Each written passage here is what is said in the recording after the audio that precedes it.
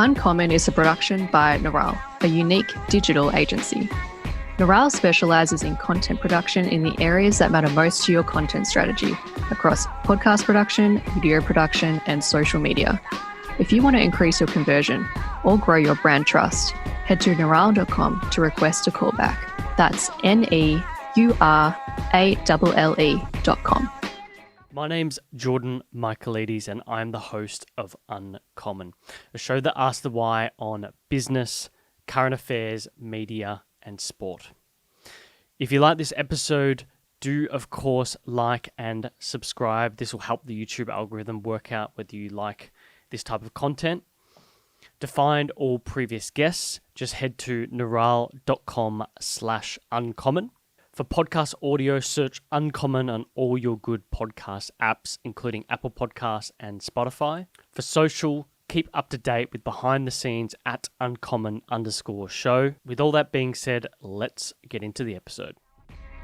My guest this week, Geordie Williamson, Mathematician Professor at the University of Sydney, Fellow at the Royal Society.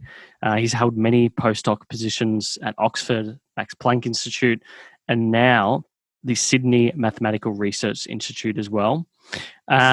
We were talking a bit about isolation and whatnot, and I feel like I'm pretty bored of asking people about that. So I've got to ask, have you done any rock climbing at all in the last few months? I've been rock climbing like mad. Really? Yeah.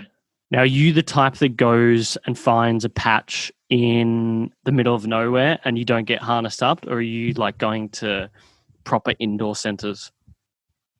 I do a bit of indoor, and also we do a lot of outdoor stuff, which is, but it's generally on established routes and harnessed up, and often we'll climb on bolts. Or it's rare that we'll do a route that people haven't done before. Yeah. What do they call that type of rock climbing where you're going without any harness or anything? Free solo. It is free solo. Okay. Yeah. Yeah, I remember seeing that doco on Netflix about that guy with the ginormous hands. Honnold. What was his name? Alex Honnold. That's it, Alex Honnold. He was on, pretty sure he was on Joe Rogan's podcast. He's a fascinating dude, really fascinating guy. And also the videographer that captured it. Jimmy Chin. That's it, yeah. He's an interesting individual in his own right. I think he was on Tim Ferriss's podcast. So like the way that he gets those shots is just mind-boggling. It's very interesting. How did you get into it? I had a feeling when I was a kid, I really wanted to do it. And I also had a very strong feeling that my parents would be totally against me doing it. And just as an experiment, I asked my mum for a harness when I was about 11 for Christmas. Okay. And I'd never in my wildest dreams expected her to buy me one. And she bought me one, and I couldn't believe it. She'd actually gone up to Sydney secretly and gone to a shop and found me a harness. Really? And then I just started hanging off trees and then hanging off rocks. And basically, a friend and I taught ourselves most aspects of climbing. What did she say about it? Like, did she say, just don't hurt yourself, go for it? She was incredibly trusting. And I've since found out that she absolutely hated me climbing. Whenever I'd leave, she would let us. Do you know Mathematicians down near Horsham? Yes. So that's a climbing mecca.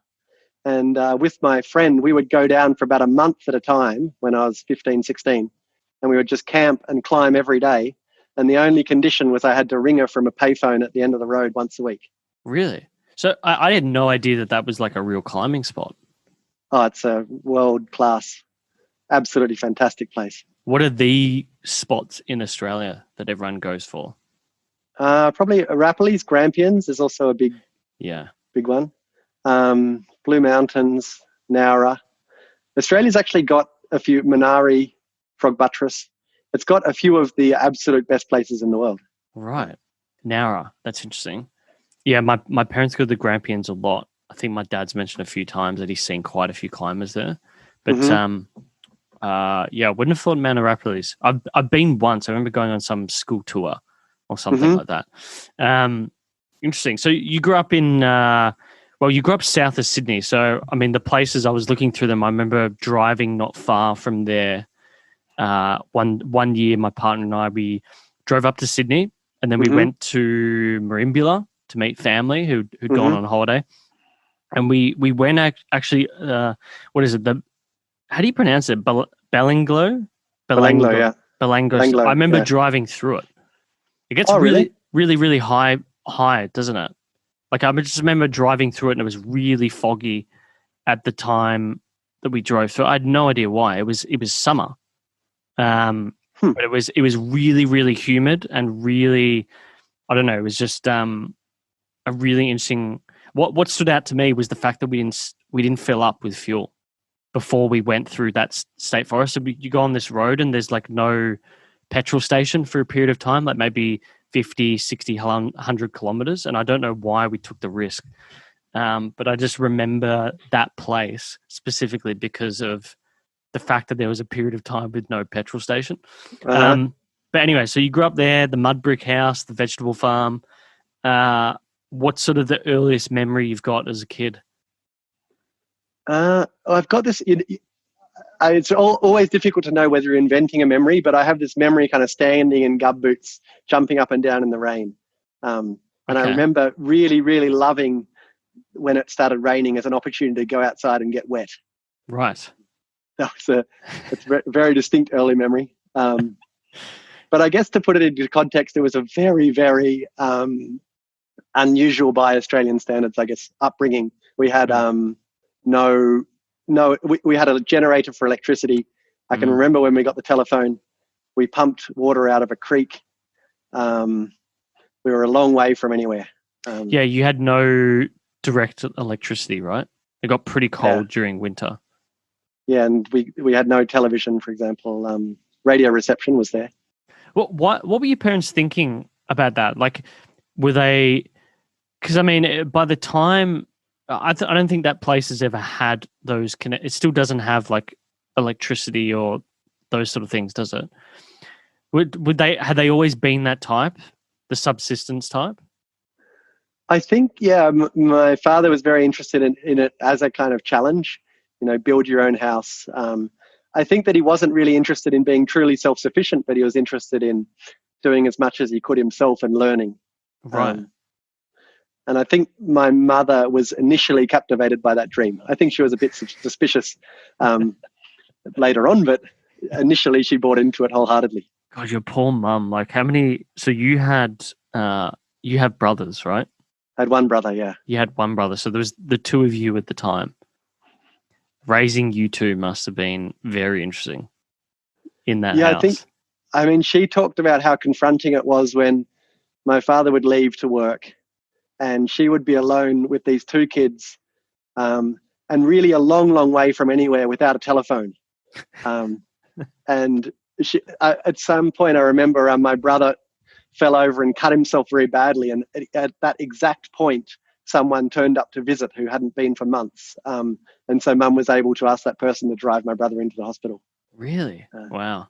And she said that was there any other really sort of moments like that, like where you had something really scary for you as a kid happen, like a cut, a broken bone or something like that really sort of put that into context? I think as kids we had no conception of danger, really. I think that was very concerning for my parents, but for us, we'd just run around and do whatever we wanted. Wow. It was great fun. It was a really, really extraordinary childhood. And my brother and I had an amazing time. What do you think you were going to be when you grew up? I had no idea. And I remember a conversation with my brother where so my father grew vegetables. And I think when I was about 8, I remember asking my brother, do you want to actually do this vegetable growing business? And my brother said, no way. And I said, no way. So the only thing that I think was clear to both of us is we didn't want to be veggie farmers. Yeah. But other than that, I think we had no idea. It's funny about that. I remember having that with my dad. He's a fourth generation printer. So they've always been in between both commercial printing and publishing, so newspapers, particularly like regional newspapers. And I hated the business, but I loved the smell of paper. So I'm curious, was there any sort of thing like that gives you a bit of nostalgia with the farm? I mean, I really love salad. Okay. which is what my dad spent his entire life producing.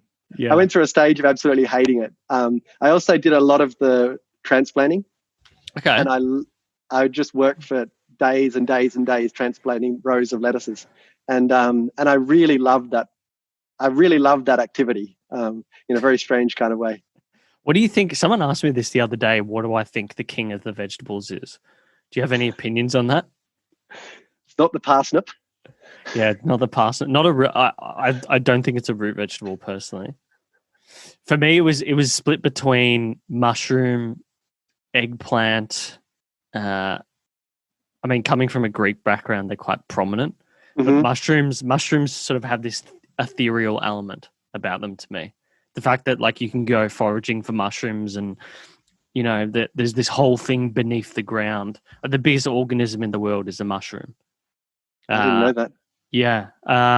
Like mycology to me is fascinating. There's a guy who was on, again, Joe Rogan's podcast who spoke about this. It's in North America. Mm-hmm. It's just this gigantic Ah. mushroom. Mm-hmm. So, yeah, I feel like I'd settle on the mushroom, and you're still thinking about it. Anything but the parsnip. No, I think you're right about the eggplant. It's definitely got a regal quality to it. Were there any life lessons or principles that you had, or that you still have with you today from either of your parents? That's a very interesting question.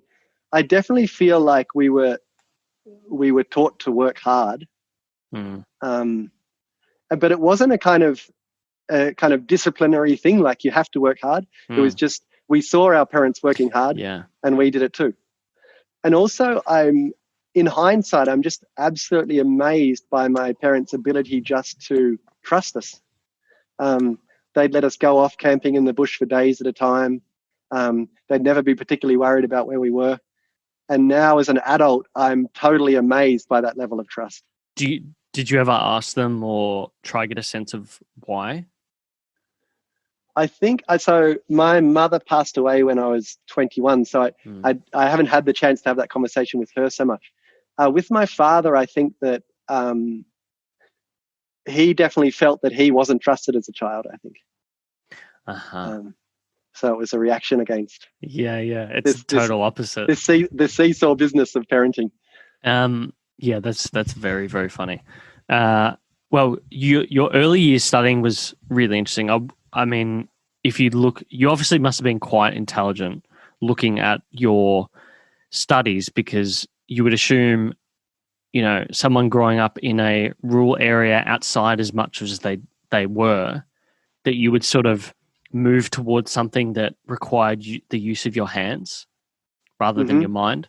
Mm-hmm. So, I mean, I think looking at your early years, you did Bachelor in Science Arts at University of Sydney, doctorate at University of Freiburg. Freiburg or Freiburg? My partner's Freiburg, yeah. So my German, my partner's family's German. I always screw up the pronunciations.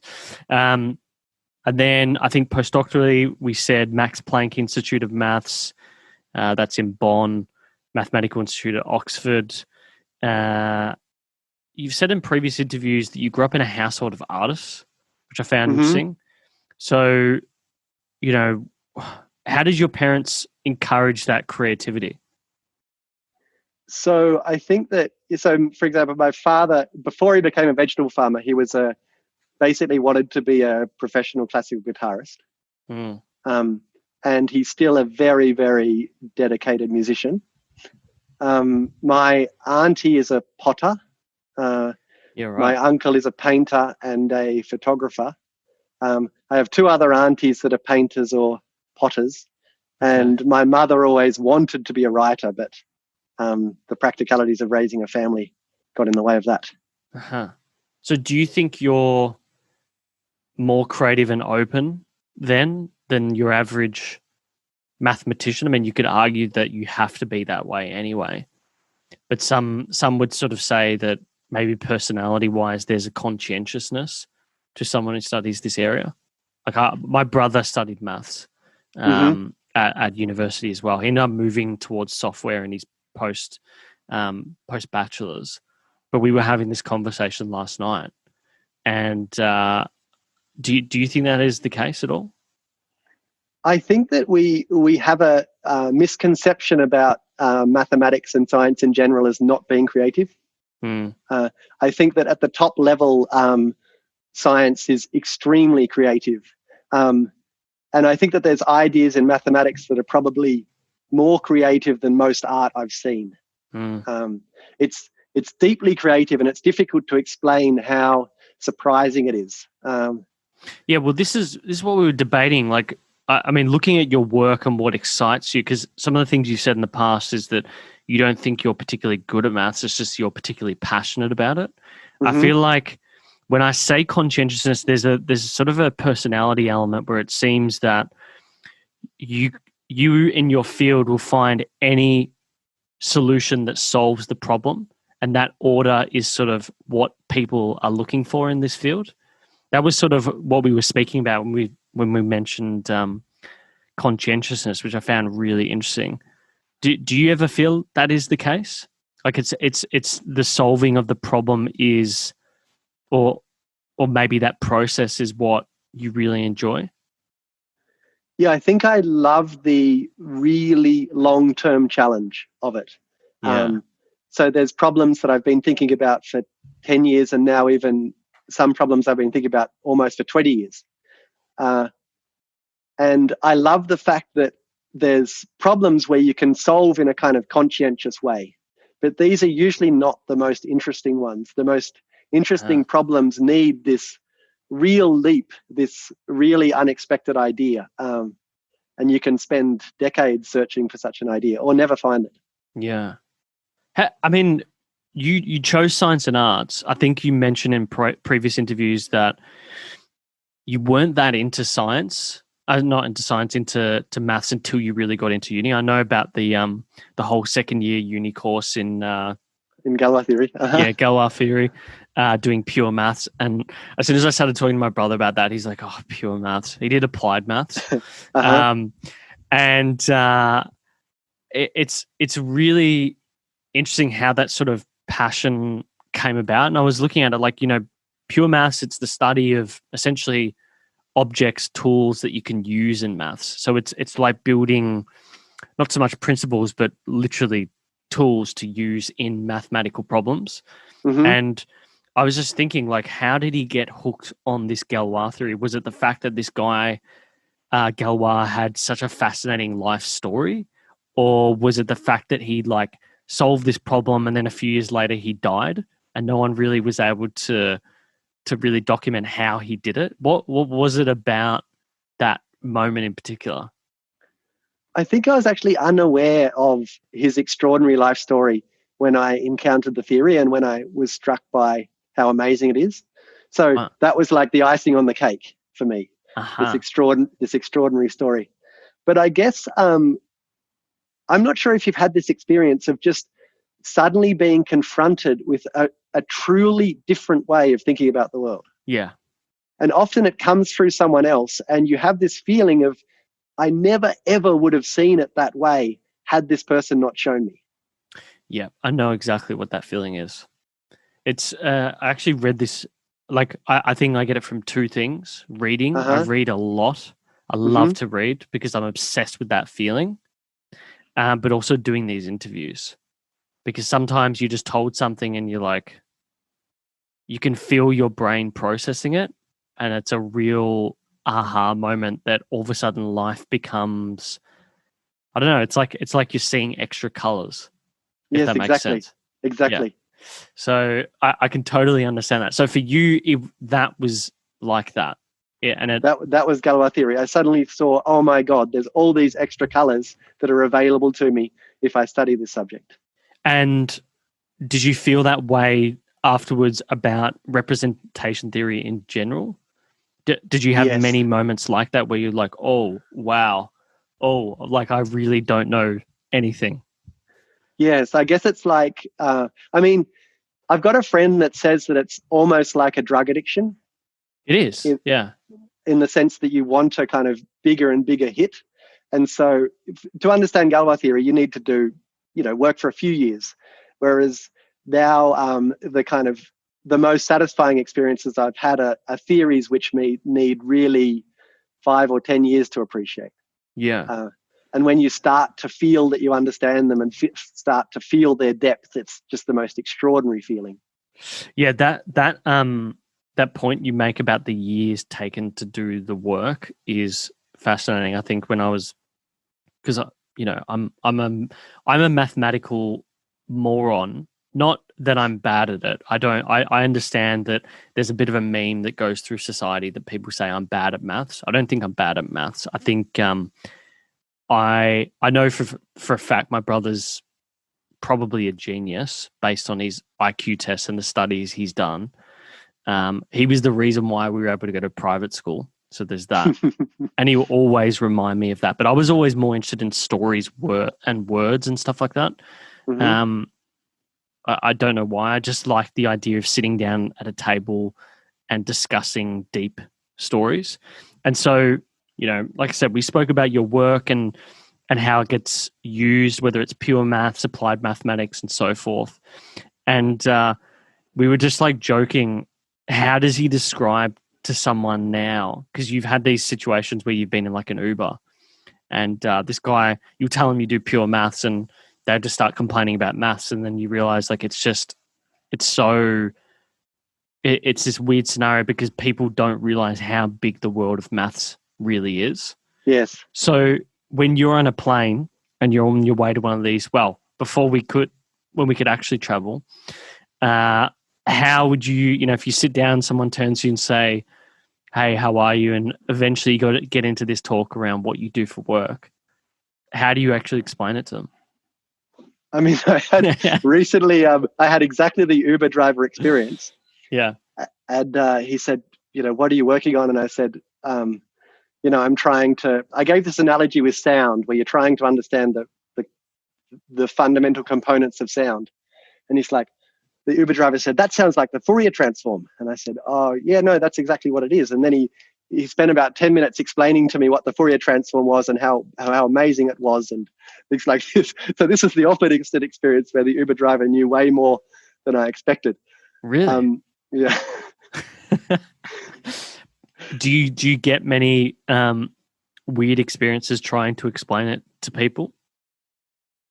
Yeah, I think that there's a fundamental difficulty is that people are used to science being explained in a kind of practical way. So, I'm a biologist. I look at cells. Cells are what make up living things. Or I'm a physicist and I look at planets. And so you can talk about your subject in a way that has some relation to the world. Whereas we have enormous difficulty doing that. And often people are offended that I'm an intelligent person, why can't you explain what you're doing? And I feel like saying, yeah, I can explain what I'm doing, but it will take a little while and you need to be patient. And most people actually don't want to listen to you for more than a few minutes. That's an interesting point. So maybe it's the framing of it. People can't understand the framing of this topic as it relates to them. Maybe that's most of the issue. It sounds like what you're saying. Because they just can't understand how it relates to their day-to-day life, which is interesting. And we'll get into that later because that's sort of what interests me the most about this space, among other things. I want to talk about aha moments and flow, though. Mm-hmm. I think it was really interesting. It's always really interesting, actually, just looking back at people's interviews. But this point has come up regularly, sort of that aha moment in the shower in Beijing. Yes. Was it Beijing or Shanghai? In Beijing. It is Beijing. And it's funny because I don't know if he's still the director at the Sydney Maths Institute, but Andrew Henderson has a quote where he was at another conference in Shanghai. I think it is. And how you discovered this thing, and then all of a sudden, all the discussion stopped.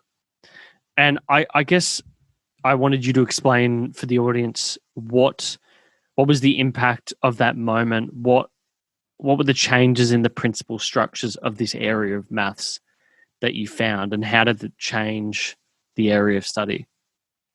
So one of the things that's really interesting about pure mathematics research is that you're on very shaky ground the entire time. So you have a whole web of conjectures which you use to navigate. So conjectures are things which we don't yet know are true.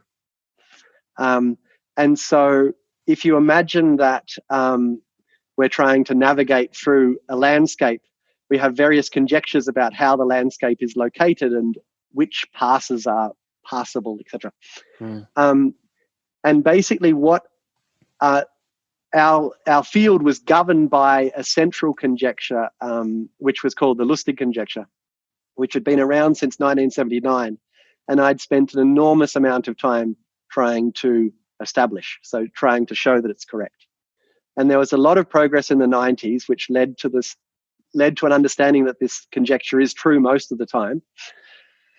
But still, exactly when it was true was not known. And what I discovered in the shower in Beijing was a way of producing consistent kind of counterexamples to this expectation. So basically, the world as we'd conceived it was fundamentally different to what we had hoped. And the analogy that you've used regularly in interviews is the idea of mapping, I believe. So when you're working on a conjecture, and you can correct me if I'm wrong, there's an area over here on the map that is not appropriately mapped, but we have some fair idea as to what is going on there. Exactly. And it takes an individual to go and actually map it. And actually, it would be like in the 1700s or 1600s, someone goes on the Eastern Australian coast and they know the general shape, but no one has actually mapped out the depth of the sea floor and where the actual shape of the coastline looks. I actually can't remember the term.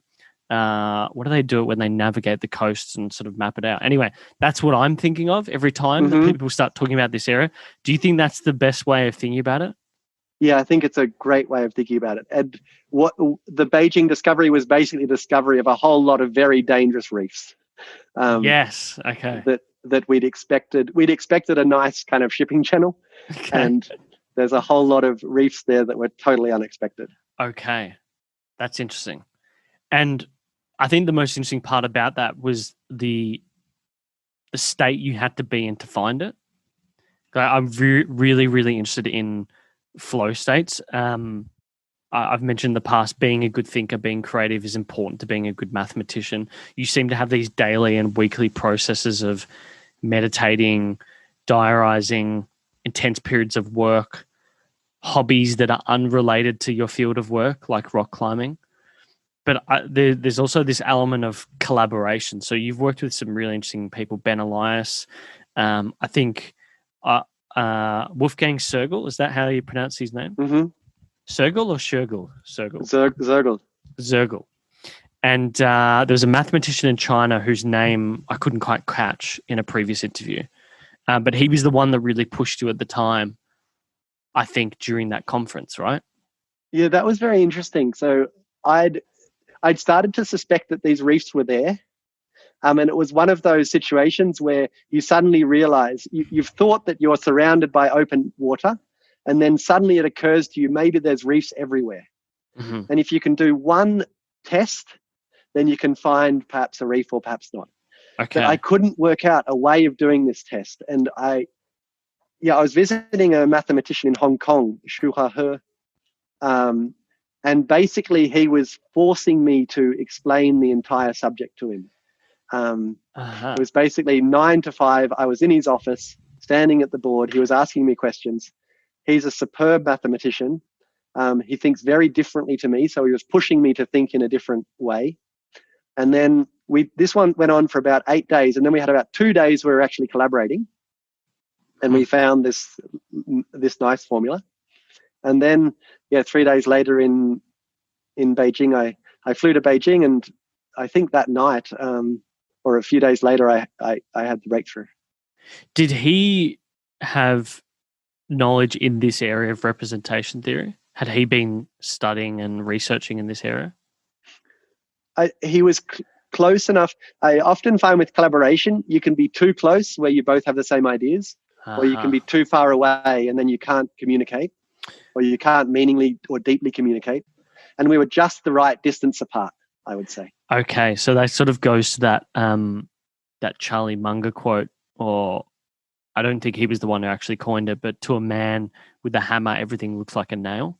Yes, exactly. So if you can find multidisciplinary people, even if they're sort of in the same field but different areas, that can be a good collaboration to push you to think differently. What did you learn from that moment in particular about, like, have you ever chased that moment since, or that breakthrough moment? Because you've spoken about it in different lectures or interviews, and I guess I was curious whether there are any principles that you built after that period of time. So one really shocking aspect of that story for me is, so I made this discovery and was able to check it, and went to there was a conference in China, and then there was another conference in France and another conference in France. And then finally, after about a month, I managed to get back to my office, which was in Bonn. Wow. And I sat down, and up on my wall was a diagram of a calculation that I'd done about 2.5 years earlier, which, if I'd looked at in the right way, contained everything I needed to know.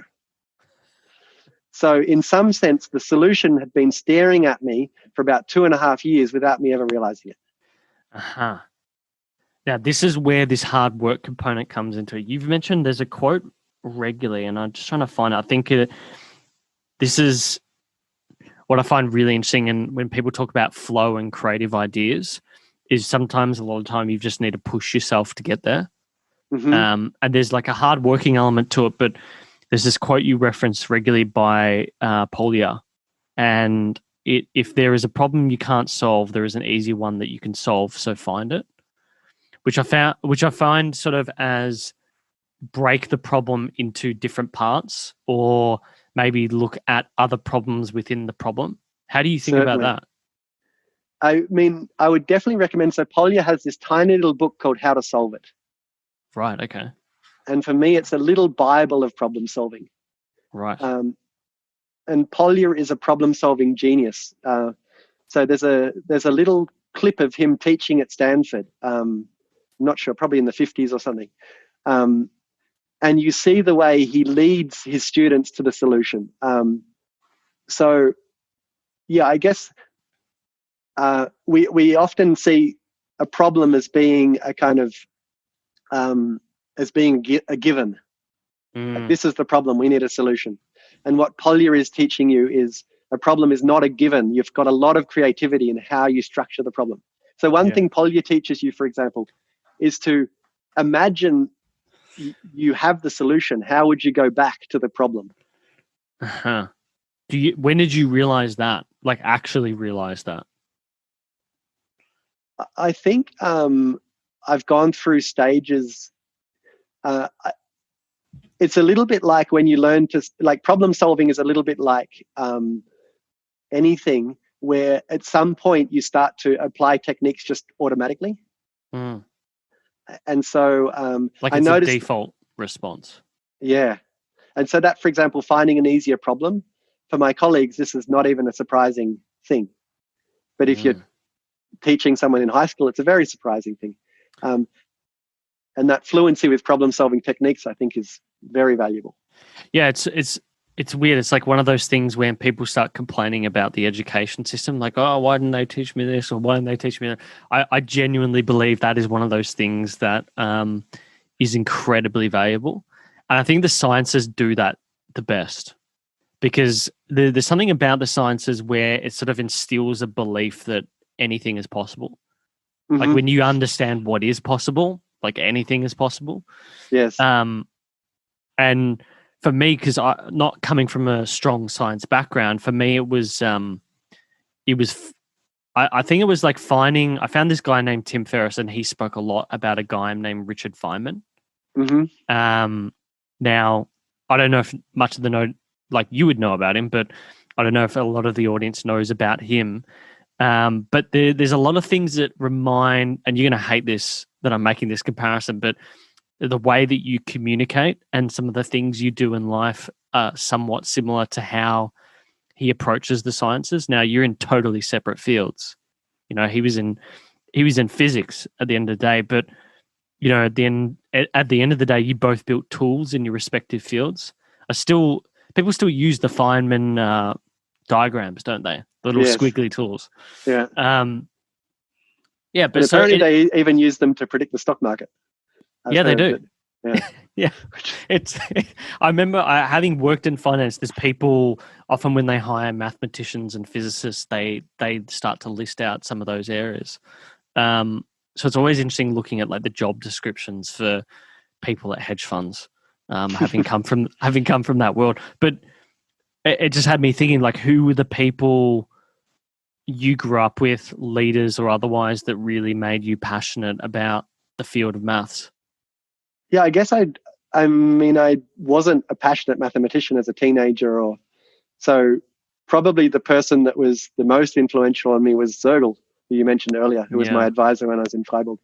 He's a totally inspiring man. How so? I think he's one of the most honest people that I've ever met. He's extremely eccentric. So he basically doesn't believe in wearing shoes and gives his lectures barefoot and wears these kind of very colorful torn shirts. In some sense, he's a cliche of an eccentric mathematician, but he has this absolute pillar of truth inside him that is extremely impressive. Interesting. What was the first time meeting him like? Does he wear no shoes outside? Like I remember years ago when I was starting a company, we brought on a developer who did pure maths at Melbourne, and I just find this so funny. He didn't wear shoes at all. So we're at the Grand Hyatt, like meeting in the foyer, and he just walks in without any shoes on at all, and people are just like, what? There's something wrong with this guy, but he was quite normal, but those little things he just had very strong beliefs in.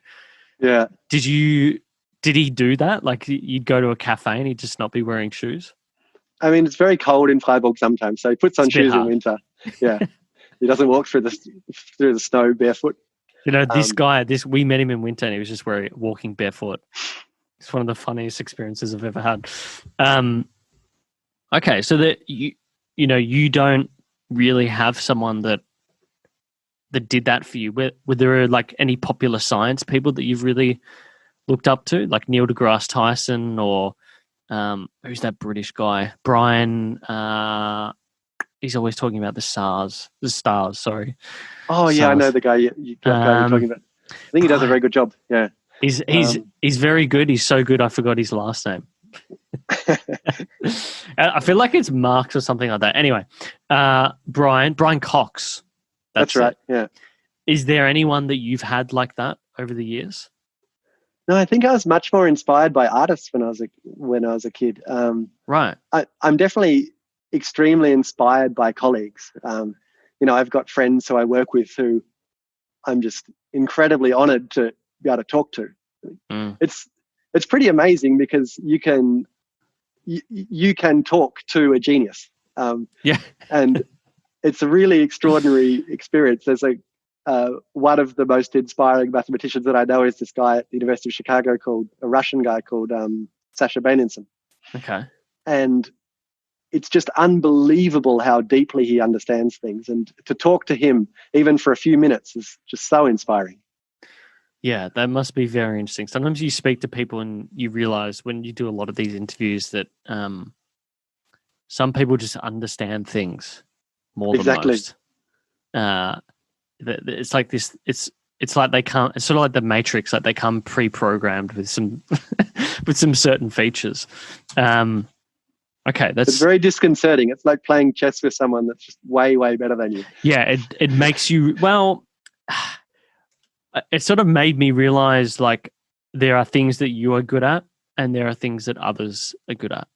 Mm-hmm. There's certain things that you start to realize that like no one is perfect. No one ever ever. I don't think I've ever met someone who has all their shit together. Have you? I mean, I wouldn't say yes.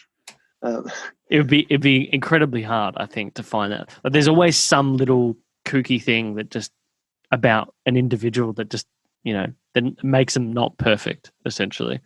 But that also makes humans utterly fascinating, I think.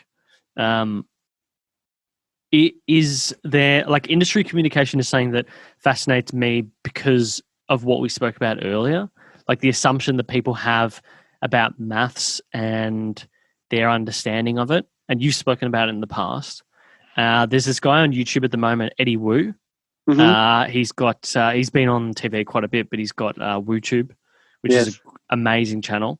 Yeah. It actually helped me because I think where I really fell apart in maths is probably year 10 and 11 when you start to look at more complex topics. And I just went back and watched some of his lessons, and it is amazing what a good teacher can do.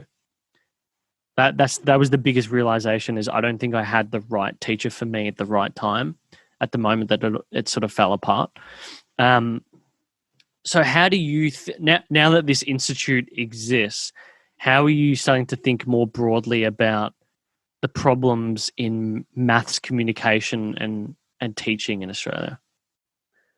I think one thing which has been regularly pointed out by Jim Simons, who's a billionaire who's started off as a really fantastic mathematician. Yeah.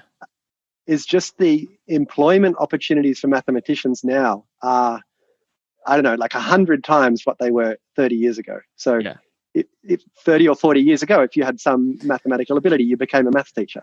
Yeah. And now, you go and work for a hedge fund, or you go to Google or something. So I think that it's really difficult. Probably humans have some aptitude in the arts and some aptitude in maths, and I think that now we've kind of got this situation where mathematical aptitude is extremely highly valued by our society, at least in terms of, getting a job at Google or something. It still doesn't impress people if you say you're a mathematician.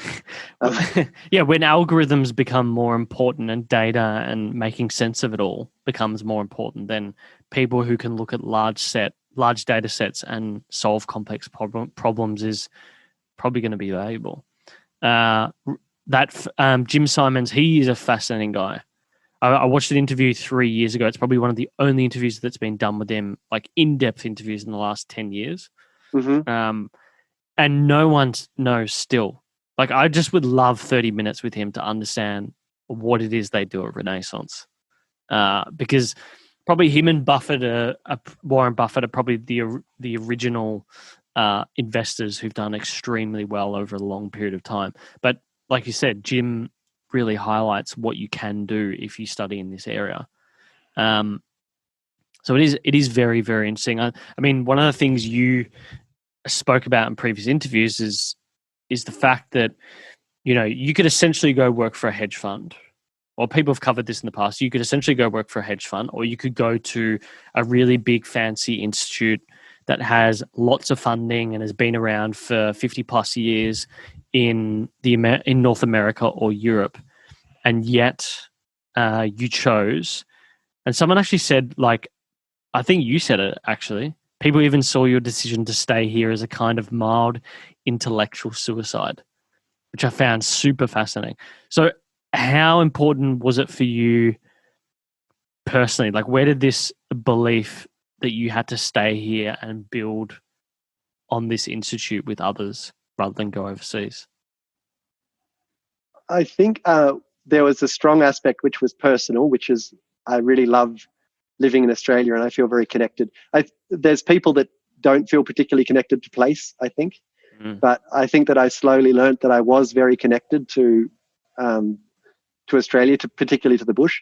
Yeah. So I'm really happy that I'm here and I can go climbing and bushwalking and be home.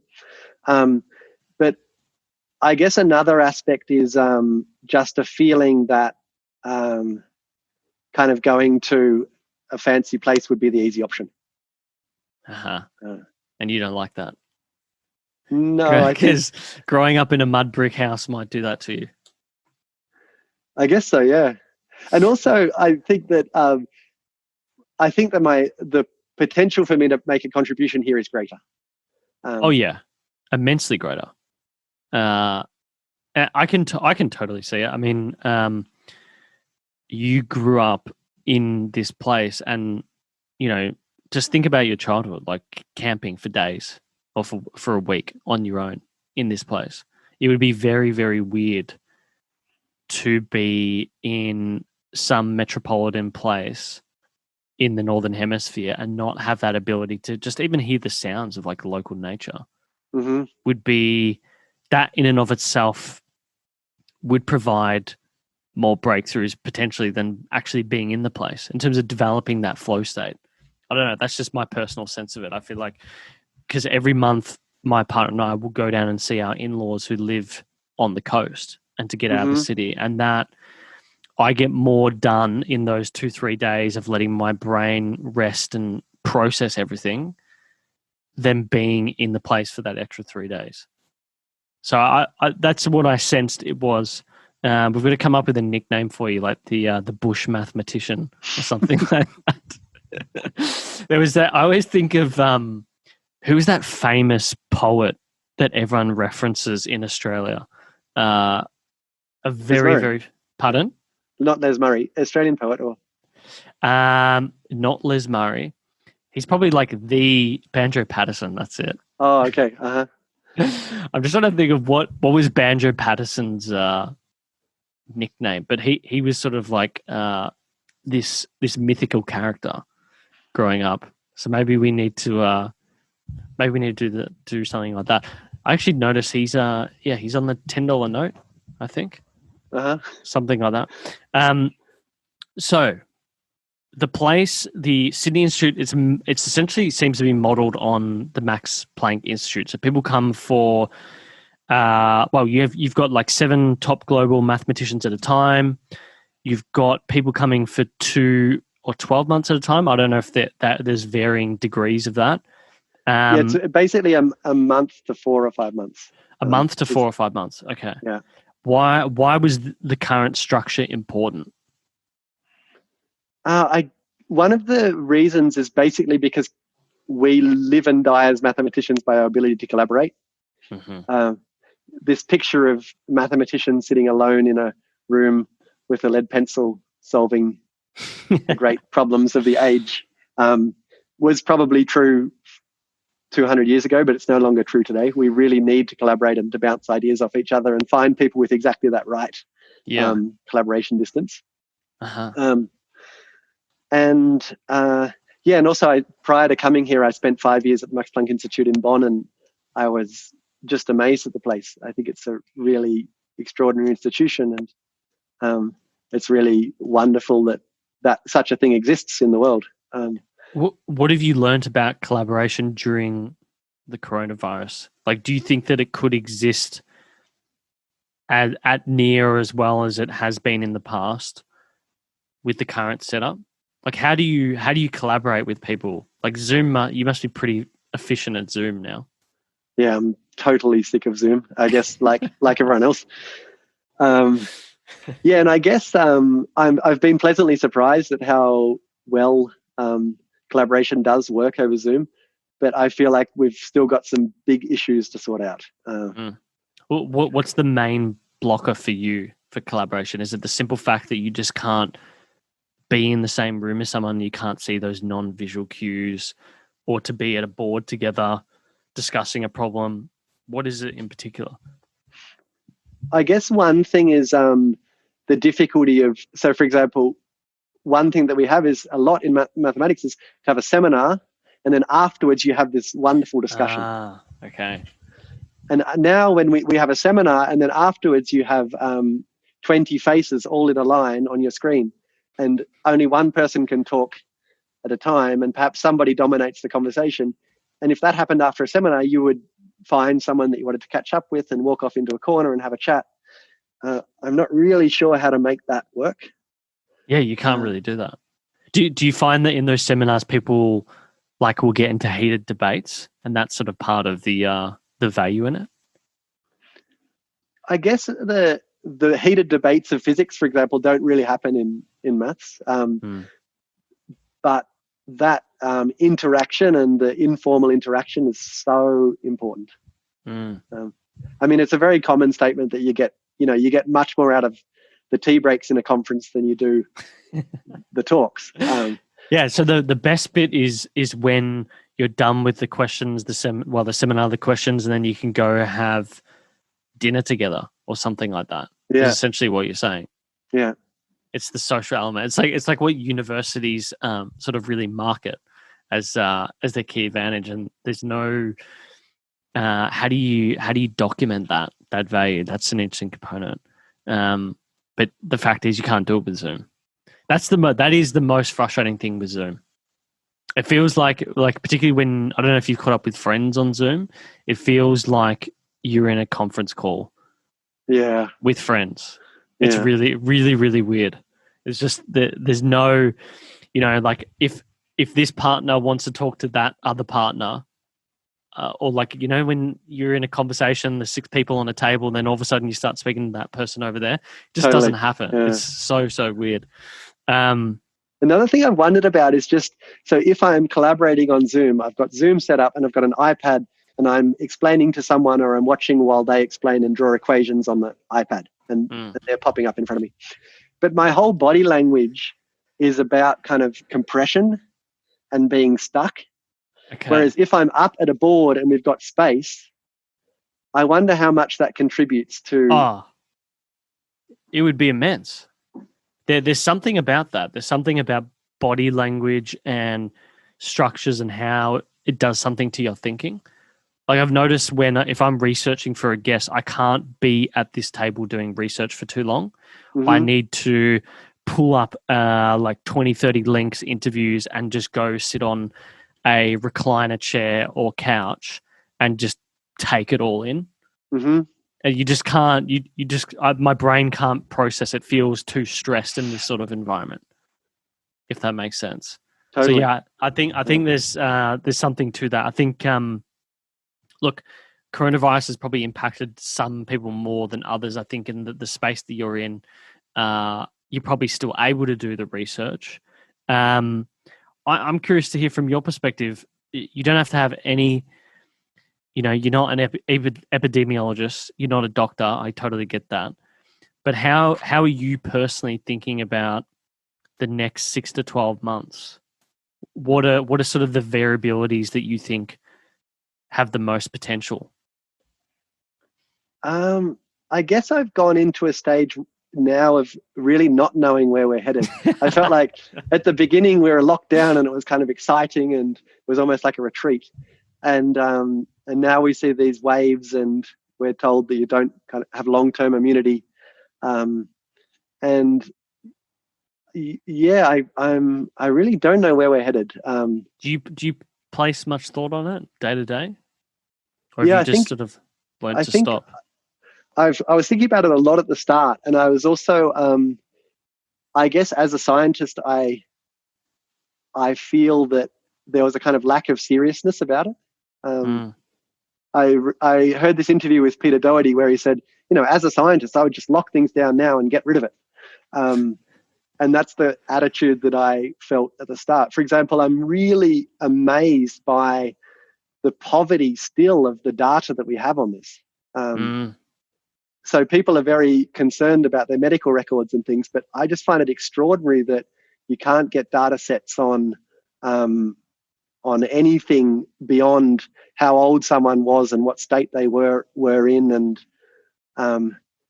yeah, that's been a really interesting, because I'm obsessed with subreddit groups, and coronavirus down under has become one of my favorites. Mm-hmm. There's actually a team now. I don't know where they work for, a hedge fund or a consulting firm, but they developed this Swift data model that they've been sharing with the government, and it's incredibly accurate in terms of the numbers that it predicts. So some of the debates you get on this subreddit, absolute lunatics to people who really know what they're doing.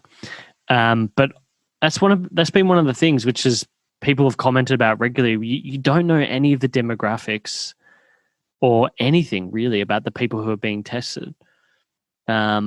Now, that may be a Melbourne thing only because, we were reading that the actual team sizes, I think there's like 5,000 people in New South Wales versus 3,000 in Victoria, focus on contact tracing. So it could be something to do with that. But I think what pandemics do is they highlight all the flaws in your society at one time, and ratchet them up. Like you're just ratcheting up the sound on this this little device I've got to me. It's everything and anything is happening, and it's going to be interesting because everyone's going to have an opinion in hindsight as to what the best decision was. Was it approaching it like Sweden, America, most Asian countries, Australia, New Zealand? Which one really did the best? And we're not going to know until it's done. Do you think it's likely that we will have a vaccine, or do you sit in the camp that this will be something that will be with us for years to come and it will just sort of eventually flow through the population? I've basically got, I have people that tell me, and they're absolutely sure that we'll have a vaccine soon. There's other people that are telling me that we won't have one. I guess one thing that I find really interesting is how little emphasis we put on getting yourself into a condition where you're going to respond well to it. Or like preventative measures. Yeah. That's a big thing. But that also is the state of our medical system. I remember having a conversation with a friend who used to work at the Alfred in the ICU, and he said to me that if we invested $500 million into just preventative healthcare, we could probably save billions of dollars a year and probably lives a year. So that's things like having a system that is bulk billed for people to get their annual checkup. And it was not mandatory, but there were monetary incentives to getting it done, which I found very interesting. He's like, if you could cut the amount of diabetics alone in the system, and you look at it now, like the numbers on most of the people who get really sick, they have diabetes, they're overweight, they have heart conditions. Almost all of these are lifestyle related, which goes back to preventative measures. I want to ask you in terms of another marketing question around the industry. I found it really interesting. You mentioned in previous interviews, you've someone said you could have potentially won the Fields Prize. I couldn't actually find any nominations or anything for that, so I'm not sure if that was people fluffing things up, but you're obviously part of the Royal Society, and I found it interesting that it's sort of like the advertising game that I'm in. I find it really weird that people focus on awards for things that happened years ago or some time ago. If you could be a better marketer, where would time be better spent by the industry on marketing science generally, maths, physics, etc., as opposed to just awards? Oh, that's a great question. I think that it would make such a difference if people were just a little bit excited about maths and its possibilities. So we need to get like a reality TV show based on maths, like fun maths, on Channel 7. It sounds like. or just more people saying that they're, look at this funny little mathematical fact and they're excited about it. And it's interesting.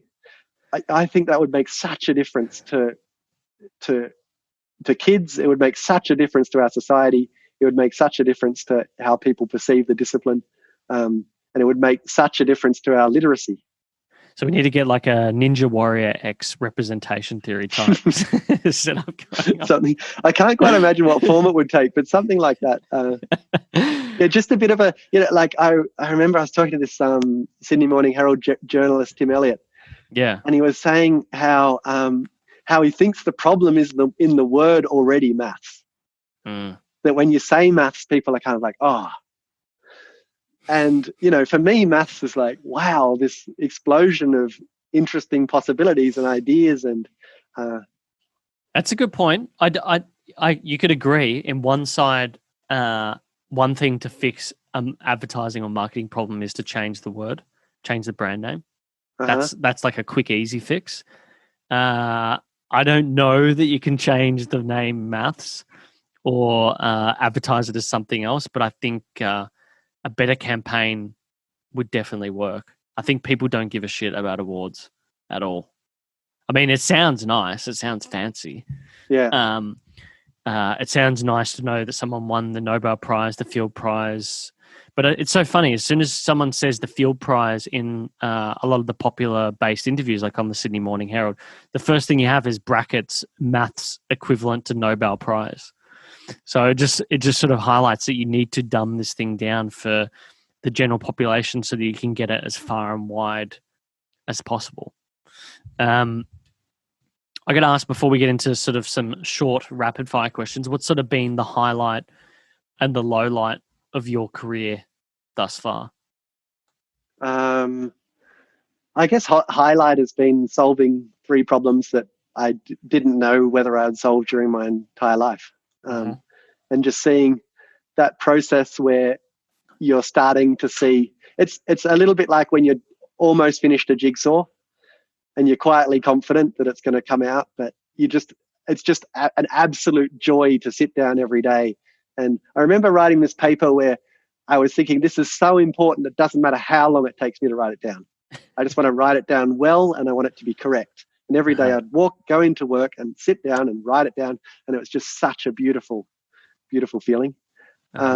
Also that period where you feel like things are coming into place and you're walking, and your mind has all the ingredients and you can feel that something's going on, but it's not quite there yet. That can be an extremely beautiful state. I remember there's a Korean idea where when you die, you have to choose one state in which you've been in your life to be in eternity. And, naturally you think about maybe, orgasm or something like that, but I don't think it would be great to be permanently in that state. Whereas I think that that state of feeling things fall into place in your mind after having worked hard on something is just really beautiful. Yeah, something around that aha, like whether it's flow state or that moment afterwards when the thing is done would be pretty good. What about lowlights? So lowlights, I guess, I had an extremely difficult time at so my brother died very unexpectedly in 2010. And I came back to Australia and then went back to Oxford way too early and hadn't dealt with it at all. And that was absolutely horrible time. And another really horrible time was when I started to become well known amongst mathematicians, and I felt like I couldn't say no to any invitation. Really? And so I started flying around the world and eating at lots of random times and being consistently jet lagged. And I got very sick. Really? And that was really a really tough thing to find my way out of. So when you say sick, like run down, cold, flu, something like that? It was some very strange digestive issue that... it's just stress. Sounds like stress. Yeah, basically stress and eating at random times. And I think what I read recently, flying a 12-hour flight is the equivalent of like working 16 or 18 hours straight in terms of stress. I can believe it. Yeah, cortisol in the blood. It's amazing what sitting in that little chair can do to you. All right, let's jump into some quick rapid fire questions. What's been your go-to item in the fridge during this sort of semi-lockdown coronavirus period? So my aunt makes this sauerkraut that I demolish. Okay, gives you nice toots then, I'm guessing. Yeah. If you had to select an item under $200, best purchase or item that you've used in the last year during this lockdown, what would it be and why? My climbing shoes, because they're awesome. Okay, climbing shoes. I like that. It's a good one. Documentary or movie or TV show that you would recommend to the audience at all that you've watched in the last year or so? I rewatched it, The Decalogues of Kozlowski. Okay, what's that about? It's so I've got no idea how to pronounce his name. He's a Polish director. Kozlowski, and he didn't do very much, but he did this very kind of strange series of 10 one-hour movies based on the 10 Commandments. Oh, I've heard about this guy. And some of them just knocked me for six. Really? Yeah. Where do you find it? It's not on, it wasn't referenced on Netflix, was it? I feel like someone has told me about this, someone who used to be like a film or art student and has mentioned like this is one of the weirdest things you ever watch. Yeah. All right, last question for you. If you had to recommend a book to the audience, what would it be and why? Why don't we go with How to Solve It by Polya? I'm going to look that book up. I can't believe I didn't find it on Amazon previously. When was it published? 50s, did you say? I've got no idea, to be honest. Yeah, probably around 50s, 60s. Yeah. How to Solve It by Polya. Well, we'll make sure we link it. All right. Thanks so much for coming on. It's been good. Thanks, Jordan.